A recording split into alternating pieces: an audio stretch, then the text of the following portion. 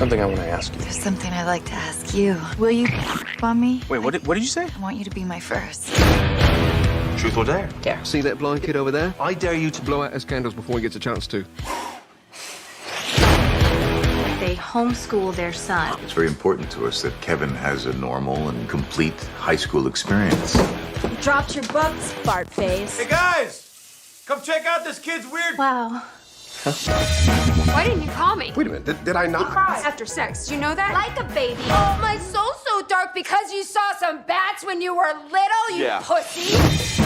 Surprise! Caught you a leprechaun. Ooh, magically delicious now! Use your superior height! The eye babe is a high fidelity music player. Kids are sticking their you know what in the Vegaport. The fan then mangles their... You know what? You did extensive testing. Any red flags? Hey everybody, welcome to You Have to Watch This podcast, I guess. I'm Alan. I'm Ryan. And I'm Devon. And today we're watching what Devon described as the worst movie he's ever seen. And I'm not going to argue with that. Today we're talking about the infamous movie 43. And I'm just going to throw it over to Devon because I don't know where you want to go with this. All right, so there's a lot that we got to talk about this. Yes, we do. The first... And there's a lot that we can't talk about this. There's a lot we can't talk about. I watched a couple parts of this. I'm like, we can't mention that skit or that one or that one. But as a brief overview of the movie, for those of you who are fortunate enough to not watch this, it was a 2013 comedy directed by a lot of people and starring a lot of people. So like the one part about this movie that I always find impressive is the cast and director list. So I mean, like the top billed cast is Dennis Quaid, Greg Kinnear, Common, Will Sasso, Seth MacFarlane, Hugh Jackman, Kate Winslet. I mean, Emma Stone's in this movie. I mean, there's so many people in this movie, and it was directed by like Elizabeth Banks. I'm trying to find them all. Like, basically the premise of the movie is it's just a bunch of skits, a bunch of little tiny like little vignettes, and they each have a joke that they want to get across, and they tell their joke using the most famous person they could hire to tell that joke, and then it goes on to the next one. And there is some connecting tissue between all of those jokes, which we're definitely going to have to talk about. The movie right now is currently sitting a 4.3 out of 10, believe it or not, on IMDb, and has a Metascore of 18 out of 100, if that gives you any indication of how great this movie is. So before we dig into anything really, really deep about it, let's go for general impressions. I kind of know what I'm going to get into, but Alan, what did you think of movie 43? Okay, so just so you know, yeah, you gave this movie such a great report before we started. Yeah, Ryan and I both decided that we didn't want to both spend money to rent this, so we watched it together. Good. It was funnier than I expected. Okay. I laughed a lot. It's not great, but it's funny. Okay. It's like the kind of humor. So do you remember when Family Guy was like new and raunchy and we were young? And yeah, and it was it's cool. like, oh my God, you can say that on television? Like, oh my God, it's so out there. It's that kind of humor. Like, oh, I didn't know you could do that in a movie. Like, it's that kind of humor that just catches you off guard. Like, here's Hugh Jackman with balls hanging from his neck. Yeah. So it was like so outrageous it made me laugh. And I enjoyed that aspect of it. Will I ever watch this again from beginning to end? Probably not. Will I go back and watch a few of these sketches? Maybe, because there are a few in there that I really did enjoy. Okay. And we'll get into that later. That's good, because I do want to talk about those then. But Ryan, what did you think? I laughed through it. Yeah, did you? For the reason that Alan was saying, it was like, oh my God, they actually did that. But other than that, I'll never watch any of this ever again. Like, I get some of the jokes they were doing, and they were funny. I liked the shock stuff more than anything that was like other than that. Like to me, this just reverted to slapstick humor, and that was it. Yeah, no, this is probably the worst thing I've seen. Good. So for my story, I ended up seeing it. My one friend and I wanted to go to the movies, and we were gonna like rewatch something. Like we didn't care what we were gonna go see. We're just like, whatever, we'll go see anything, even if we have to rewatch. Like I guess Spider-Man was out or something like that. And we got there, and they go, "Well, you guys know it's opening night for this movie, like called Movie 43," and neither of us had heard anything about it. And the lady behind the counter was like, "Yeah, it has like Emma Stone in it, and it has like, you know, Hugh Jackman, and it's a comedy." And I went, "Oh, that sounds wonderful." And she goes, "Yeah, and nobody's here for the premiere. We like have a line for the premiere and everything." So we're like, "Well, shoot, let's go to a movie premiere." Hadn't seen the trailer, didn't know what it was about, didn't know what we were walking into. Like 20 minutes into the movie, we just turned to each other, what did we watch? Like, what did we walk into? And it was one of those where you could tell we both really didn't, we kind of wanted to leave, but we like felt obligated since we paid the $7 for a ticket. So we just sat through all of it. Oh, I have one of those stories. Do you? Yes. And it has to do with the worst movie I've ever seen. So this one wasn't the worst movie you've ever seen? No. Okay. I need to look it up quick just so I make sure that I get the title right. So then while Alan's doing that, Ryan, is this the worst movie you've ever seen? To be honest, yes. Okay. I mean, because my thing is, I'm very particular about movies, and I have a very strong sense of what I want to watch and what I don't want to watch. Yeah. And if something doesn't like automatically grip me, unless somebody forces me to watch something, I don't watch it. And a lot of movies I'm kind of forced to watch. Sure. Luckily, most of them I end up somewhat enjoying. But this one, like I said, like it's a comedy, so there were moments where it was like shockingly funny. Yeah. And it's like, oh my god, they actually pulled that, joke off with that actor. Like, ha. But just the what you called the connecting tissue that pulled everything together didn't help in the situation. Okay. But I think they did that purposely with the actor they had. But anyway, we can get into that later. The worst, before seeing this, I would say the worst movie that I've ever seen, movie that like I saw once, I'm like never watching this again. It was right in my head and it just flew out of the birdcage. Was it The Birdcage? No, I love The Birdcage. I absolutely love The Birdcage. That is such a good movie. I'm with you. All right, so this is a bit of a story, and I feel like I've told you part of this story. I'm so ready for this. So when I was in college, Crispin Glover came to town.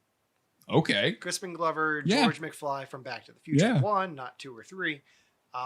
He came to town doing a book reading and a film screening of a film he directed called It's Fine, Everything is Fine. The description for this on IMDb is an autobiographical, psychosexual, fantastical retelling of Stephen C. Stewart's point of view of life. Oh. Stephen C. Stewart is in a wheelchair, handicapped, and the whole movie is pretty much just him having sex. What? With all of the women.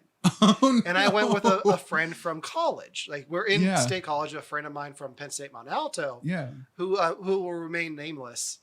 And I went, and we're watching this, and we, like, the book reading was fine. Like, it's weird because it's Crispin Glover, and it's Crispin Glover. But the movie started, and it just got awkward. Oh, no. And, like, the movie ended, and he was, Crispin Glover was doing a Q&A afterwards, where everyone was asking him about why he wasn't in Back to the Future 2, Charlie's Angels, all kinds of things. And my buddy was just like, yeah, I'm out. Like, he just pieced out. Oh, and wow. I stuck around because I had a DVD for him to sign. Not Back to the Future. I had him sign my copy of Hot Tub Time Machine. Was he, like, relieved to not see Back to the Future? I think it was, like, he did smile at it. Oh, that's cool. And he signed it. Everything is fine. Crispin Glover. Oh, like, no. It's one of those things I'll never go back. We'll never do this movie for the podcast. Okay, good. It's got a 6.8 on IMDb. Oh.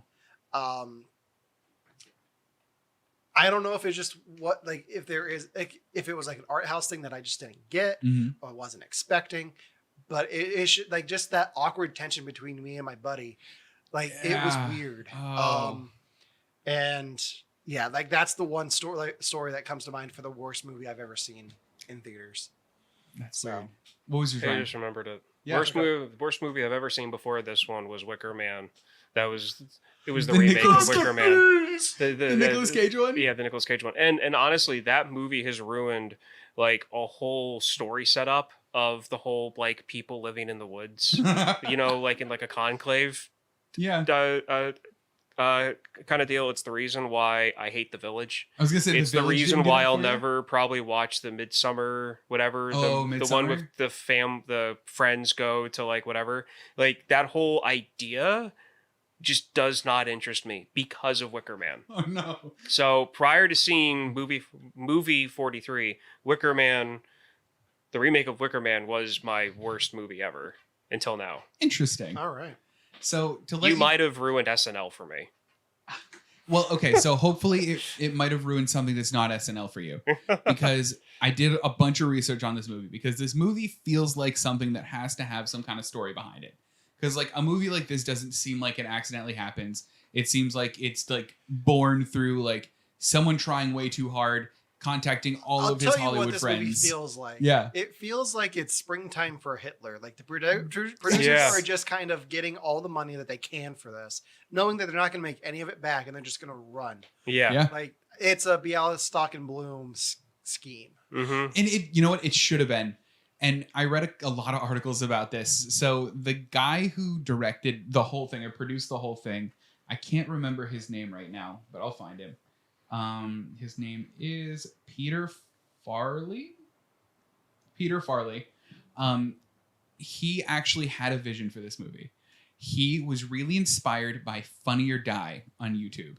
And he goes, oh my gosh, Funny or Die is so great. And kids nowadays love Funny or Die, but there's only so much you can do without getting around YouTube's review boards. And, you know, you can only go so far on YouTube. What if we go that extra mile and make it a movie? And this was inspired in part by in part by a movie called, I think it's called Kentucky Fried Comedy. Kentucky Fried Movie. Kentucky Fried Movie. Yeah, it's inspired in part by that as well. So the guy had a vision, but he took this to every studio and shopped it around for, I think, 6 years. And nobody wanted this movie, rightfully so. Until at one point, 2 years after he started shopping the movie around, he got someone to say yes and finally got Hugh Jackman and Kate Winslet to do their scene. That was the first thing shot for the movie 4 years before it was ever released. And he took that clip and like showed that around to all of his actor friends and everyone they knew and said, look, we got Hugh Jackman, we got Kate Winslet. Look, they're being funny. Look, he's got balls on his chin. He's being absurd. You can be absurd too. Look at how fun this is going to be. And that's kind of what got the ball rolling on all of these relatively big name actors being in this thing, because they saw like, well, if Hugh Jackman's doing it, I guess I'll do it. And it's so weird to hear it from like that perspective, that like it was one man's dream to make this movie for so long and he fought so hard and this is what it was. I was never really a fan of Funny or Die, like ever. And to give you an idea about when I say like, if I'm not gripped by something, I really don't care. Mm-hmm. And the name Kentucky Fried Movie. Yeah. Movie. Yeah. Every word of that name of that movie just does not interest me at all. Well, Kentucky Fried Movie is from 1977. As it should be. Yeah. Because I hate 70s Hold on, I've movies. never heard anyone have so much disdain for the title of a movie. It's got some good talent behind it. David Zucker, who did Airplane. So did wow. movie 43. I mean, that's true. No, I mean like behind the scenes. So, fun fact about the guy you were just talking about, Peter Farley. Peter Farley, I Peter think. Farley. Yeah. He has an Oscar. He has an Oscar? Yes. What? Yeah. For, wait, I think I know what an Oscar is for, but what is it for? For Green Book. Yep. I read about So that. the Farley brothers did Watch Green Book. Dumb and Dumber 2, I guess. Yeah. Stuck on Me, Me, Myself, and Irene, Something About Mary. It totally fits though. So a bunch of it outdated makes sense for comedies. them. Like that's how you get these names in. Yeah. But now he has an Oscar. So I mean, that's pretty cool though. yeah, so he's known for on IMDb Green Book, Something About Mary, Dumb and Dumber, and Movie 43. So Oh, even though man. it's like so infamous for being bad, IMDb's like, yeah, he's responsible for this. I've never seen such a bad movie in the same known for as an Oscar-winning. Great, like that really surprises me. Like I'm looking at the screen that you have this up on, and it's Green Book movie poster, Something About Mary movie poster, Dumb and Dumber movie poster, and then Movie 43 movie poster. Like that's got to be the most random collection of films I've ever seen Doesn't put fit together. together. I thought I just said that. Huh? That's fine. I'm just saying. Like It's kind of like the year Sandra Bullock won the Oscar for The Blind Side and then won the Razzie for All About Steve. I don't know if I know what All About Steve is. I don't think Sandra Bullock knows what All About Steve is. what was it?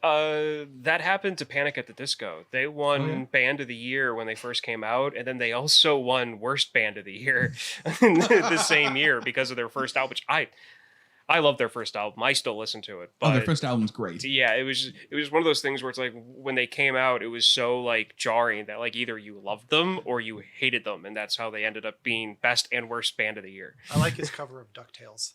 His cover of DuckTales is amazing. I like Brendan Urie a lot. Yeah, okay. So back to the movie. I have a question for you guys. Yes. What was the connecting tissue of the movie? So like, the random clips weren't like random. They were like, they were strung together with some sort of story. Like what was the story? And this isn't like a trick question. This isn't like me trying to be weird about it. If I went back and watched it, I might be able to pick up on it, but I wasn't paying attention enough for that. Mhm. Like I was just enjoying it as it came because I was like, I'm not over analyzing this at all. Okay. I'm just gonna let it happen. Okay. Yeah, when I said connecting tissue before, I just Yeah. figured it was the fact that it was from this guy pitching his ideas, and So that was it. That's exactly what I wanted to talk about. So it's Dennis Quaid, right? Pitching ideas. Oh, Yeah. Is that's what you're talking about? Yeah. It's like the him pitching out the ideas. Yeah, exactly. I don't mean like what are the deeper themes of this I wasn't movie? sure if there was like if they all said like one word or something. Nope. Okay. No, No. I picked up. Hold on. that. Fun fact. Now that we're talking about deeper meanings, you know what movie 43 means? Nothing. Nothing. It means nothing. It's a random thing they picked. So your connecting tissue that you guys saw was Dennis Quaid pitching movies. That's what I saw in the theaters. I rewatched it on Amazon earlier just to like make sure everything was still fresh in my head. That's not the movie I got. Dennis Quaid wasn't in my movie. Really? They have two connecting tissue bits. I think I know the one you're talking about. Do you? So there's this movie 43 that these kids aren't supposed to find, That's and they exactly find it. it, and it ends like the world because they find it. And there's like this Japanese like it's like Japanese gang that's trying to fight them. The reason why is because when I got home, I was like, I know I said I wasn't going to do any homework, but I'm going to. I don't care. So I went on IMDb and I went to the synopsis, and I read the synopsis that was on IMDb. Yeah. I'm like, this isn't the movie I watched. Yeah. So that synopsis was for the version that I watched the second time I watched it, and it was only released in the United Kingdom and the Netherlands because they didn't think that the connecting tissue would play well in either one of those. So they shot a second one to make it do better. In the Netherlands and in the UK. That's it. Just Netherlands and UK. So they didn't think, okay, so out of all of the skits, they didn't change any of the skits. I know that Skits because are I read the the same. synopsis. Yeah. So, and I'm just going to use one of the skits. So they used the skit of some guy getting hit by a car and pooping himself. They kept that in there. Yeah. But they took out a wannabe director that held a producer at gunpoint to try to like get his movie made. Yeah, and they replaced it with pretty decently bad child acting. So that's the version that you watched Today. to prepare Yep. for. So that's the version on Amazon. Yeah, that's the So version we on watched Amazon. it on Apple TV. So we saw Oh. the Dennis Quaid version of it. Interesting. But I kind of want to go back and watch I mean, that version now. Yeah, it's a little bit like a cheesier version of War Games, kind of. Although there's this like subplot of this. Have you seen War Games? I know what it's about. You cannot use that. No. Okay. You cannot say it's got the same thing as War Games and not Ask not me have that seen question. it. You haven't seen it either. You haven't I know. seen it either? Ask me the question. Have you seen War Games? No, but I read Ready Player One. Doesn't matter. Me too, though. No, that does not count. Guess what else I did? What did you I do? just pre-ordered Ready Player 2. When does it come out? November. Oh, that's so cool. Anyway, back to movie 43.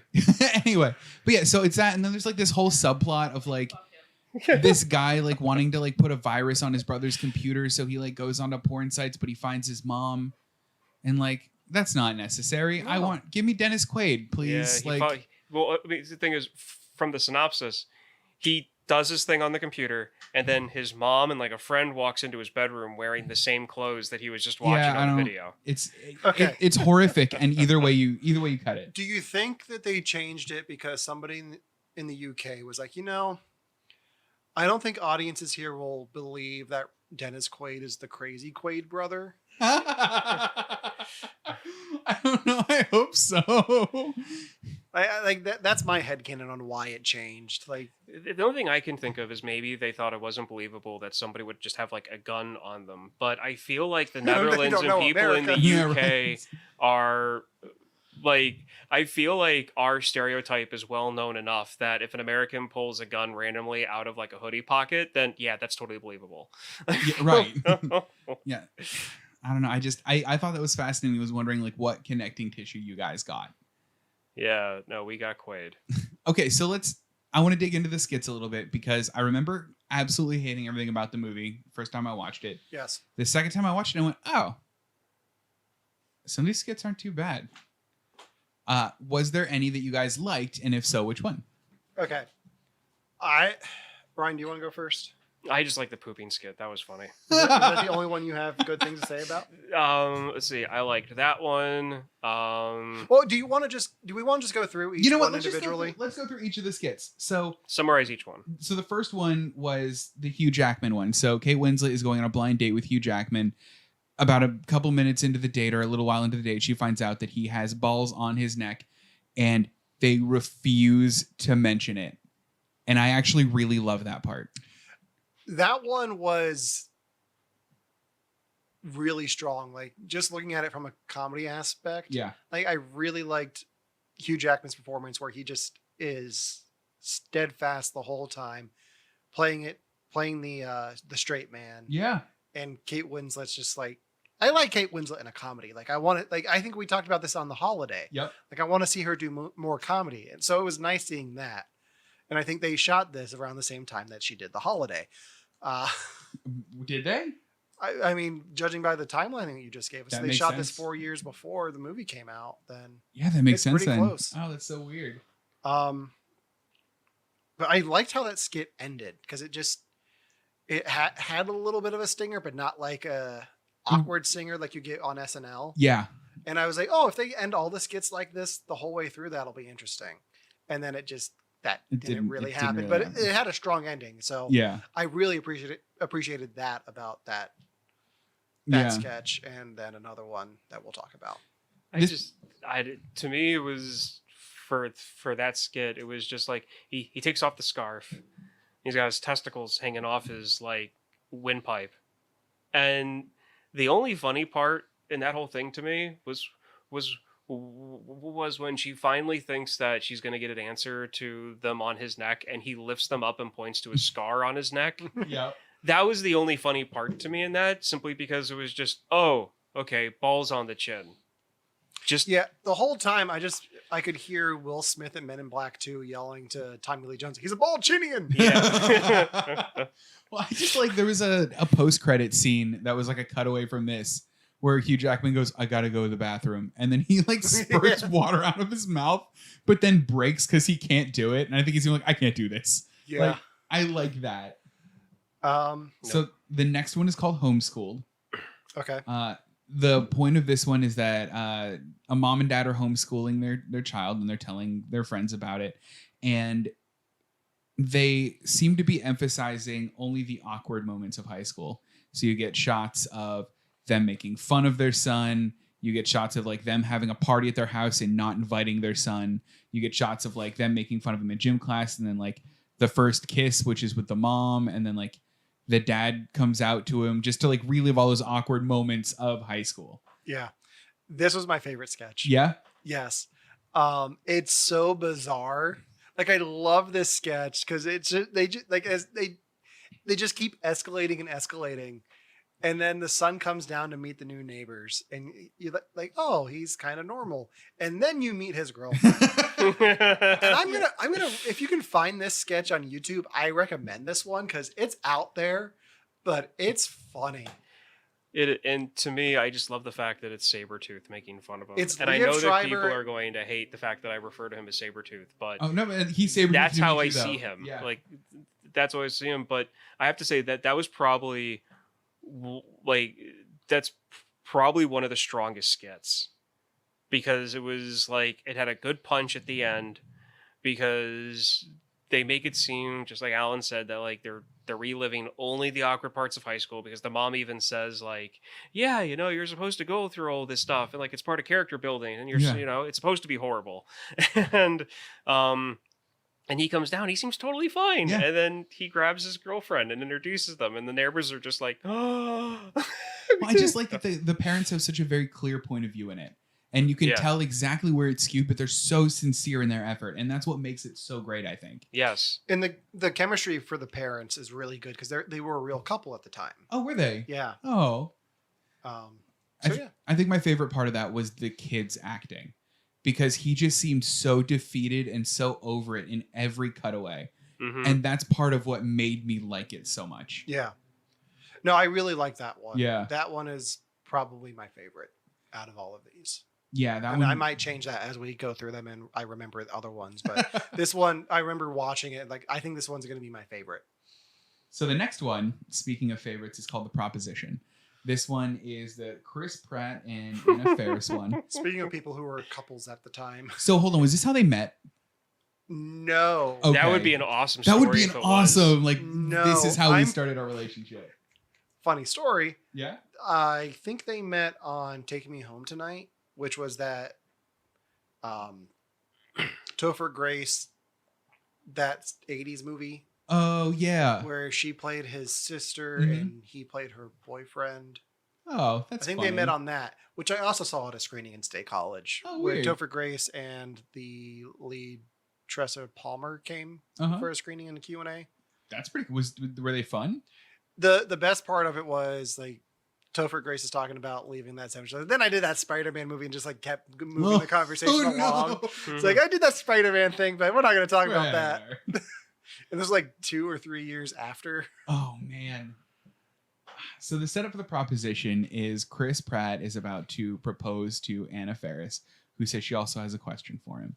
They decide to ask what the question is at the same time, and she says, will you poop on me? Turns out Anna Faris is a corpophiliac. I just saw that on Wikipedia. Her character. Her Anna Faris. I'm drawing a hard line right here. You heard it here first, people.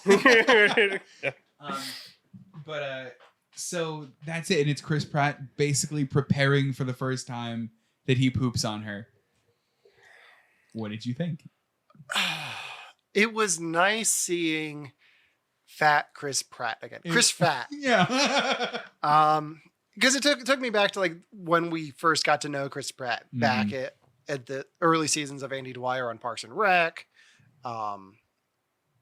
Before Guardians of the Galaxy, before he blew up and became Chris Pratt, movie star who just had a baby with Arnold Schwarzenegger's daughter. So it was nostalgic for me to see that, and I did like them as a celebrity couple. Yeah. So I always liked their interactions in the things that they did together. This one was way out there for me. Like the whole time that he's holding it in, like my stomach started to churn. Yeah. It's like, oh, like don't move like that. Like, no, don't move. Like I could actually it was like 4D. Like I could feel it. Like you could feel it happening. I feel like this one got the biggest laugh out of you. You may not know it, but you laughed the loudest on this skit. At what point? Yeah. Oh, you know what point it was. But for the audience, we'll say it. Chris Pratt, there's a bit of an argument, and Anna Faris runs out. Chris Pratt runs, he chases, and a yellow Mini Cooper out of nowhere hits Chris Pratt. See, he's laughing. And he just craps all over the windshield. It just in the road, like it just explodes. Yeah, that was funny. Yeah, and like that was the loudest, sharpest laugh you had throughout the whole film when he got hit, and it was just all over the windshield. Yeah. No, I'll own up to that. But I'm just gonna say, from here on, I stopped enjoying the movie. Okay. I mean, shock humor can only go on for so long and can only be shocking for so long. Yeah. And that's kind of what this movie is. So I did have a problem with this skit because the whole time I was wondering, is this a Weird World skit where this is just a normal thing and Chris Pratt's the only one not in the know? Or is only like Anna Faris's character and his friend at the barbecue, are they like the only people in the know and the rest of the world just doesn't talk about it? I think it was just the way it normally is. It's just like that's really a normal thing and he just didn't know. You've got, I mean, there's a reason why there's a word for it. Yeah. There are people who are into this. And I feel like Chris Pratt was, given the amount of time and effort he put into the relationship, was kind of playing a believable character and dealing with it. Be like, I want to marry, I want to marry her, but she's asking me this. And like, they're probably living together at that point. Right. They probably have a ton of stuff connected in their lives. So he can't just be like, well, this is a deal breaker and walk away. Right. And then one of his buddies ends up knowing about it too. So I feel like it's in the middle. Like, I feel like it was more of a realistic depiction of that scenario per se, except for the end. The end. But yeah, it's just it was just like, to me, that was the point where I reached where I was like, this is how the skits are going to be. Okay. And I mean, Alan heard me laugh throughout the entire film because there were moments where I did laugh, but it was more like laughing isn't like, oh my God, really? I think this is the one sketch I knew about the most because I feel like this was in the trailer. Like the whole "I want you to poop on me" was in the trailer. Oh, it might. It was, and if it was, then it's going to be at the beginning of the episode. So I already got to hear it. So yeah, this one was directed by Steve Carr, who is also known for Next Friday, Daddy Daycare, and Paul Blart Mall Cop. Yep, that makes sense. So yeah, that's something. It is.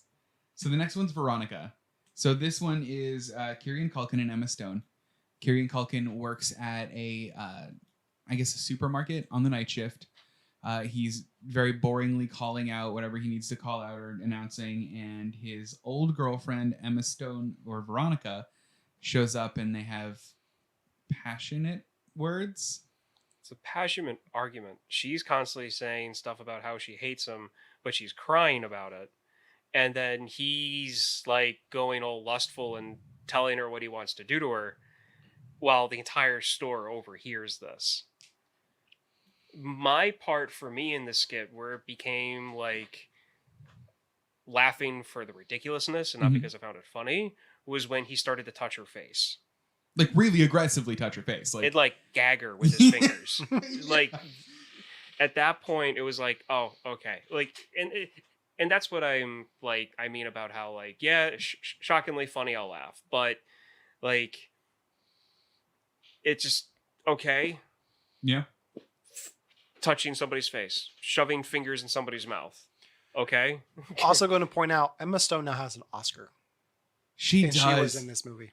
That is an Oscar. What I wanted to do was go through and see everyone, make a list of everyone in this movie who has won an Oscar for today, and I forgot about it. Oh man! But I know a few, and I will cross-reference a few more. But so far, her and Peter Farley are the only ones. Hugh Jackman hasn't won an Oscar? He hosted the Oscars. But then again, so did Anne Hathaway and James Franco. So. Oh, yeah. But Anne Hathaway won one, though. Oh, see, I think that's why. I think because he hosted it, I confused with whether he got it or not. The year he hosted was the best. His opening number was fantastic. Yes, it was. And he's so well liked too, so it's kind of surprising that he's never won one. But at the same time, like, I know that he's done other movies, and I know that he's played other people than just Wolverine and Logan. But that's how I know him, and that's it. Thinking back to his opening number, he did a whole song about The Reader, which was a Kate Winslet movie. Oh, where he's like, the Reader, I didn't see the Reader. Like, it's just I just remember the camera cutting to Kate Winslet in the audience just losing it, because it's like this techno song about this movie that I think has to do with the deal with the Holocaust, like, or something. It's very dramatic. Yeah. But like, it's just like this techno dance song, and he's doing the robot up on stage. That's so cool. I like him. So the next skit happens a couple of times. It's iBabe. It's making fun of those old iPod commercials where people would just be like dancing and look at how much fun I'm having with an iPod. But in this one, the iPod is a naked lady. Fully naked, by the way. Fully naked, fully on-screen lady. And the second beat of this skit is, oh no, teenage boys are having sex with our iPod now, and we put a very high-powered fan in the vent, and guess where the vent is, so people are losing fingers and other parts. I straight up didn't like this. Even when I saw it, like, there wasn't... Richard Gere is the boss in this, and Kate Bosworth is Arlene, which is one of the people that work at the office. Those are like the two notable people, but like, I didn't like this one. I didn't know what was funny about it. So this is one of those where like it had potential, and then it just completely fell flat for me. Yeah. So what made it fall flat was the parodying of the iPod commercials. Oh, really? I've seen it over and over and over again. Like, it's one of those things that just gets worn out. And maybe if it was something different than like a naked lady, like, it was one of those things where it was a bit too ridiculous to me to hit me as funny in the right way. But I can see where they were going with it. Yeah. Because he was constantly like, what do we need to do to sell more of these? I don't care about it being whatever. I don't care about these groups that are yelling about it. Let's just sell them. Let's fix the situation and sell it. And she's trying to be the voice of reason in the meeting, and they're making fun of her for it. Like, everything that she's saying and told them that she warned them about is happening. Right. And now she's trying to get them to fix it, and they're still not listening to her. And like, they don't get it. They don't even get why any of it's a problem. And I feel like that's where like the shock slapstick comedy thing's supposed to be. Yeah. But to me, it was like, this is a really good cynical view of corporate America. And they're trying to do this in a way that just it's not working for me. and that's pretty much it on that one. Yeah. Alan, what'd you think? The whole time I was watching this, I was like, whatever happened to Kate Bosworth? What did happen to Kate Bosworth? She was Lois Lane and then just kind of disappeared. Oh. It was nice seeing Jack McBrayer from 30 Rock. Oh, yeah, that was him. I liked him. This one kind of fell flat for me. Yeah. For all the reasons you just said. Yeah. I don't really have anything to add to this conversation. Yeah. Speaking of Lois Lane, though, the next one is superhero speed dating. Well, actually, I do have something to add to this one quick. I looked up the director for this one. I'm just going to go through and look up the directors because I think this is interesting stuff. So the director of this one was Stephen Brill. And I feel like they're all named Stephen. So he's also directed a few things. Beginning with Heavyweights, which we used to have the poster of up in here. Wow. The Heavyweights Fat Camp movie with Ben Stiller and like half the cast of the Mighty Ducks. He also directed Little Nicky, Mr. Deeds, Without a Paddle, Drill Bit Taylor, and The Do-Over. Wow. Oh, and like a whole bunch of Adam Sandler stuff. I'm not surprised. I mean, those are all pretty good movies too. It's not like as much of a swing as Green Book, but yeah. So yeah, that's my contribution to this conversation. Moving on. It's a good one. So the next one's superhero speed dating. I am most curious about what you guys have to think about this one, like of any of them, because I think as a setup, I liked a lot of this. So the setup is Justin Long is Robin. He is doing speed dating, and about halfway through it, Jason Sudeikis comes in and basically tries to mess up his speed dating under the pretense that there's a bomb somewhere in the speed dating. Uma Thurman shows up as Lois Lane that I honestly can get behind. I like her shtick here. Superman shows up. I don't know who he is, but Kristen Bell is Supergirl. I'll tell you who's Superman is. I know. Do you? He was an Ant-Man. It's He's Bobby the cop Cannavale. in Ant-Man.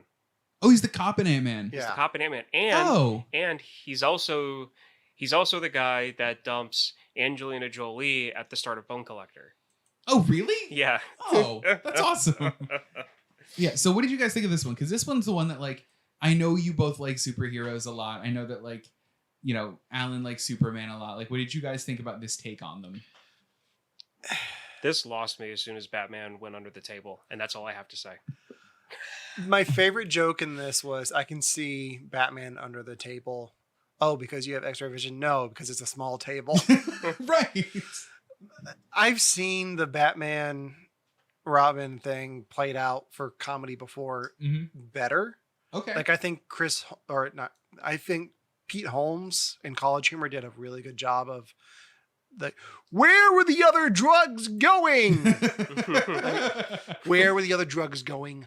Fuckface. I'm Malkovich. I'm faster. I'm stronger. I'm Batman. Like, I think those, like, I've seen the Batman stuff done better. Okay. And it just kind of fell flat. I like Justin Long as Robin. I think in a different world, he would have made a great Robin, like back around the time Accepted came out. Like, I think he would have really done good in that part.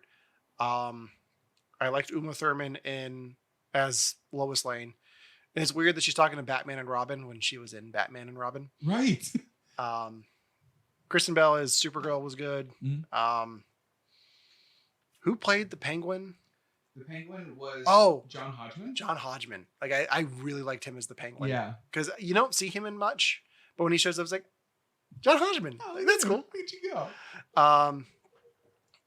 And I really didn't care for the Riddler reveal at the end. No, that one was just okay. It just fell flat. I liked the Uma Thurman part, though. I really liked that she was like, she had the vibe of, I get rescued so often, I don't remember the people that rescue me. I just say these things because I feel like I have to. I guess in a world where you have Lego Batman played by Will Arnett, Jason Sudeikis as Batman just doesn't need to exist. That part's true, though.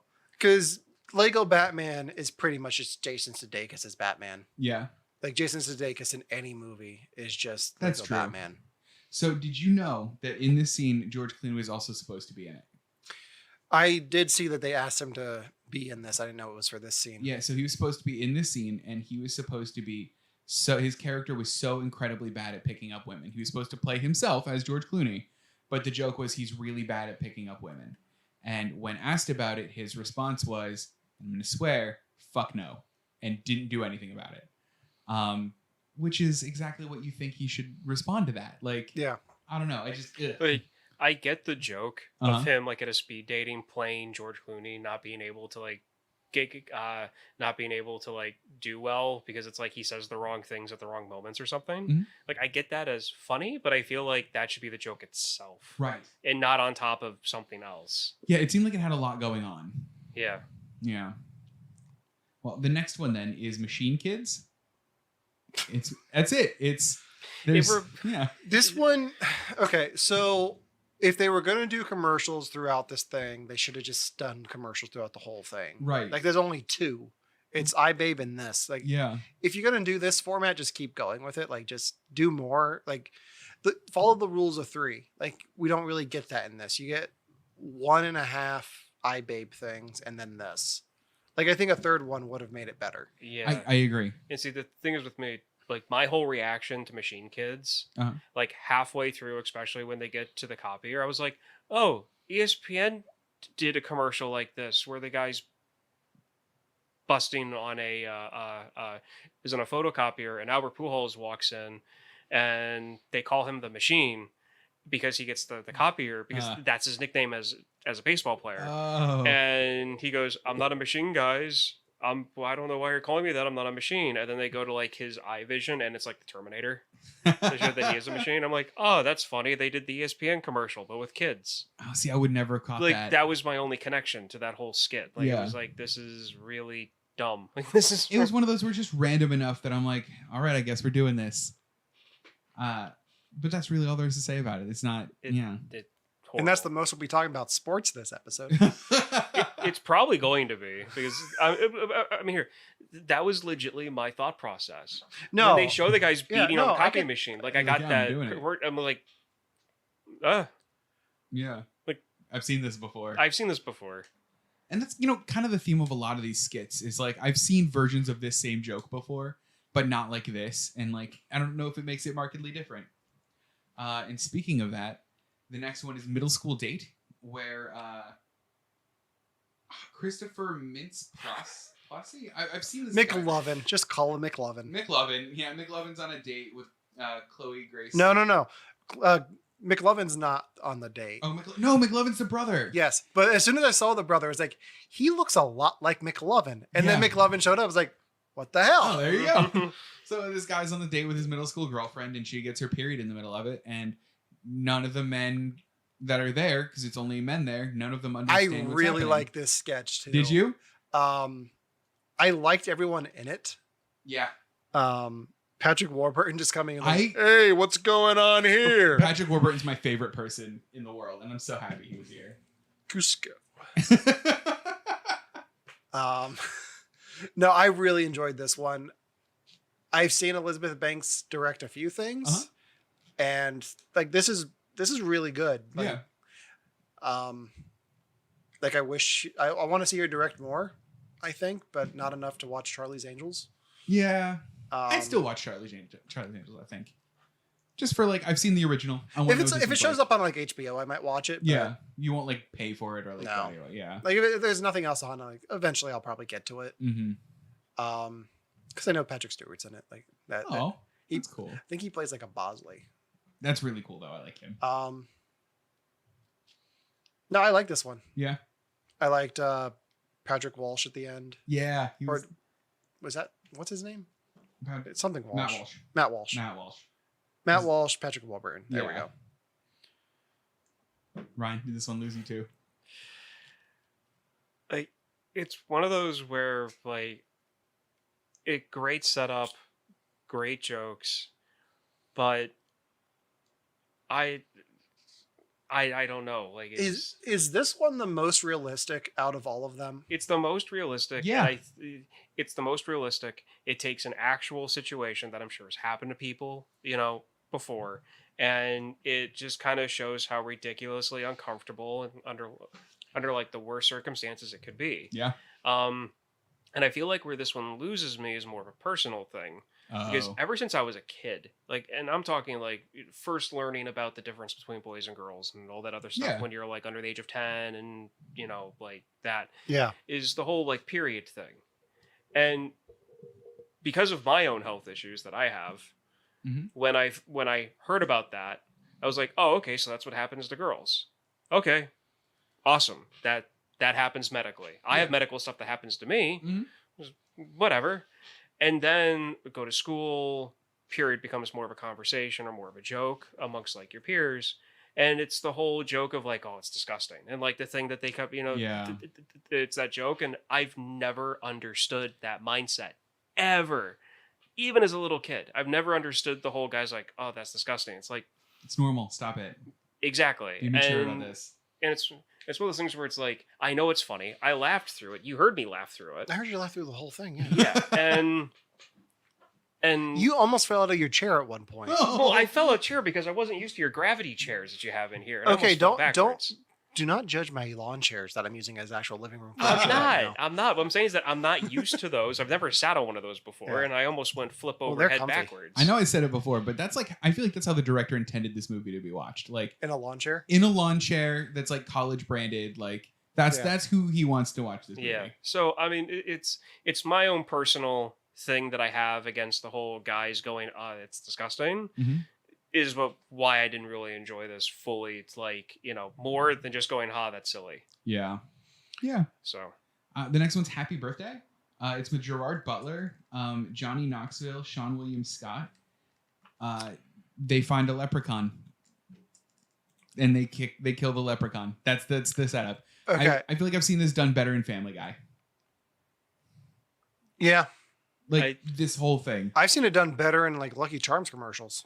Right. Like I like Except I like for the Gerald payoff. Butler. I like did Gerald- too. Yeah. except for the payoff at the end of the The fair. payoff of the I thought that was hysterical. I will admit, it's not a good skit. It's been done better.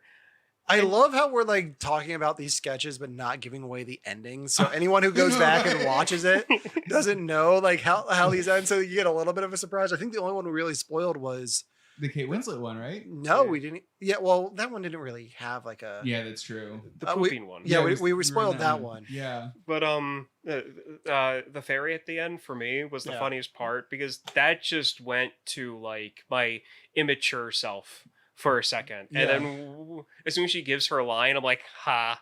See, I wanted to enjoy this one. I like Sean William Scott and I like Johnny Knoxville enough. yeah. But as I was watching this movie, I was going through and following along to see who the director of each sketch was because I was curious. Yeah. And as soon as I saw Brett Ratner's name, I was like, oh. Who's Brett Ratner? He did X-Men The Last Stand. Ooh, Whoa. the story behind that one. And he's also like has a reputation of being a perv. Oh. One thing too that kept on distracting me Mhm. from like what was being said throughout most of the skit was the fact that I kept on waiting for Johnny Knoxville's second head to come out of his back. Oh, good reference. And I made the Balchinian joke then too. Yeah. You should. Oh, good. So the next one is Truth or Dare. This is Halle Berry and Stephen Merchant on a date, and they play Truth or Dare, and it just gets increasingly more wild. I kind of like this one. I like Stephen Merchant in anything, and I think he salvaged the scene just being him. I really like this one. I Yeah. love Stephen Merchant. I like their chemistry. Like it felt like an actual date. Yeah. And then it got really racist at the end. It definitely did. It took that weird turn. But like, I guess it's because of watching this, but I was like, I want to play Portal. Like I just went back and started playing Portal, and now I'm on Portal 2. And Good. like I'm to the Stephen Merchant stuff. So it's like, Do you think they were thinking that the size of her boobs was going to counteract the racist joke? I don't know, because it was really blatant, like, and really not okay. Like, it didn't pay off well. You know what? I think this is one we can ruin. Yeah, I mean, at one so point, it gets to the point where they yeah. both make each other get plastic surgery on a dare, and she gets like The full cheeks, the full lips, Yeah. like She turns- cartoon. like Yeah. like full on bimbo, Yeah. and then he gets full on Asian, yeah, like legit Asian Well, like features. a caricature, like Yeah. the oversized teeth, the like weird, like I'm not the weird, but like the bowl haircut, like Yeah. it's hard to watch. it is. It was and- painful. Yeah. And they go back to like would say her apartment or hotel room because I Yeah. couldn't tell if that was like a high-end apartment building or a high-end hotel. I couldn't Right. tell. And she goes in and he wants to like follow her in and she goes, "No, it's okay. I'm not into Asian men." And he just stands there because they just had all this plastic surgery. And then she opens the door and says, "Oh, I'm just kidding." And she opens up her shirt and she had like a boob job done to her. She has like Yeah. X size cup breasts. Like they're the size of like 5 basketballs each.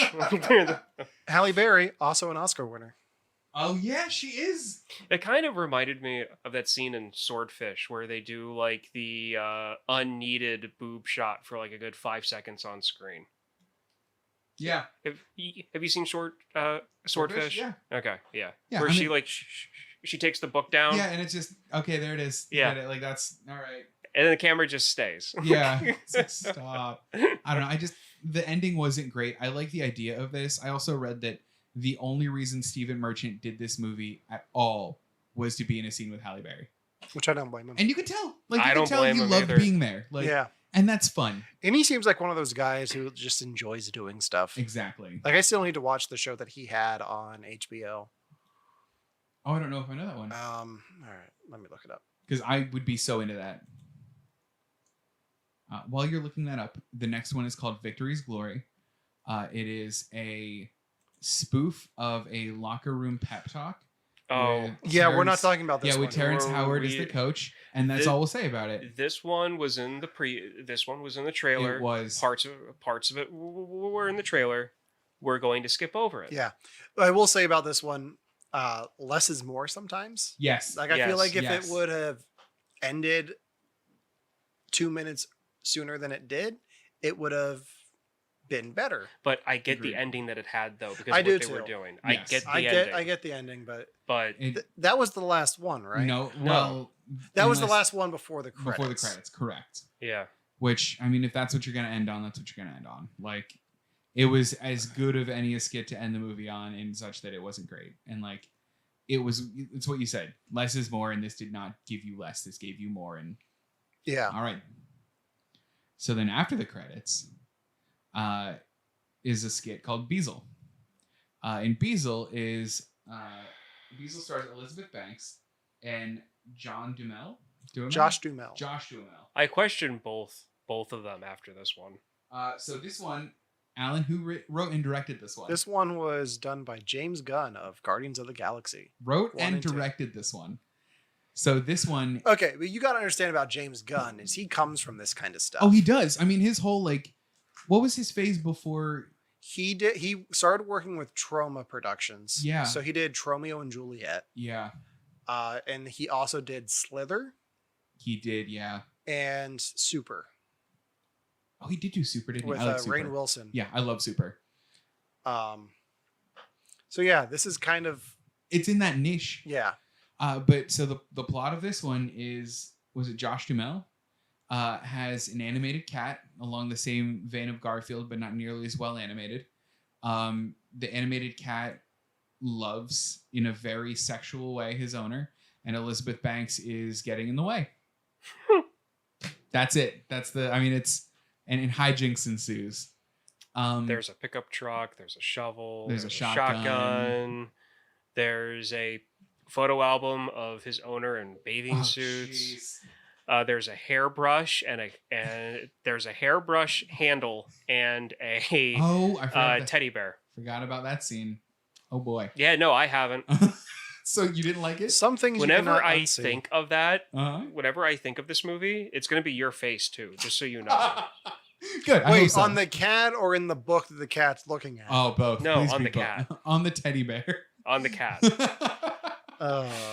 So this one felt weird because they did it post credit for some reason, and I didn't understand why they did it post credit because it just like it was as fine as everything else. Credit because I thought the names on the quote unquote credit scene was the name of the characters. You know, I wasn't watching the They names. they do show it like they do the main credits with the main cast of each Mhm. one, and then they do show this one at the end, and then show it after they do the Yeah, man on like, end. They show like outtakes, and then like Yeah. one of the outtakes is the first scene of this skit for some reason. Yeah, Because for some reason I feel, because I don't normally catch this stuff, I really feel like when they did the credits after the basketball skit, Yeah. that it was the producer, the all of that. Mhm. I felt like that was the names of the characters from the version that we watched. Oh. Well, shoot, I'm gonna have to watch that again. Like, because was it the one last name was William or something, right? Uh, Like the guy with the gun or something, Yeah. or the one he was like pointing it to. Like, It could have been him. Like, and it was Yeah. like the end of his movie. yeah. I totally can see that. I don't know. I don't remember, but that makes sense.